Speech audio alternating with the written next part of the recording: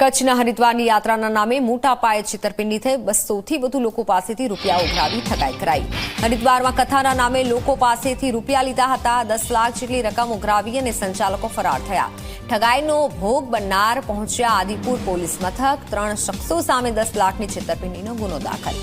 મહત્વનું છે, ફરિયાદી કાંતિભાઈ ચૌહાણે ઘરે આવેલા અખબારમાં એક પોસ્ટર જોયું હતું, જેમાં હરિદ્વારમાં યોજાનાર કથાનો લાભ લેવા માટે શ્રદ્ધાળુઓને આમંત્રણ અપાયું હતું। 5000 રૂપિયા ફી રખાઈ હતી, જેથી કરીને ફરિયાદી અને તેમના જેવા અન્ય લોકોએ આ કથાનો લાભ મેળવવાના ઈરાદે આદિપુરમાં આવેલી ઓફિસે પહોંચ્યા હતા, જ્યાં તેમણે હરિદ્વારની યાત્રાને લઈને ફોર્મ ભર્યું હતું। જોકે અન્ય એક અખબારી અહેવાલમાં હરિદ્વાર યાત્રાના નામે કૌભાંડ અંગે વાંચતા તુરંત જ આદિપુર પહોંચ્યા।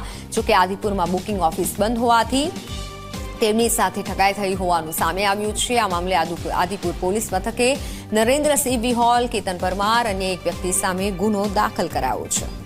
હરિદ્વાર લઈ જવાની ફ્રી સેવા કથા સાંભળવાની પેમ્ફલેટ આવ્યું હતું, એ વાંચ્યું અને એના આધારે અમે ત્યાં ઓફિસનો સંપર્ક સાધ્યો।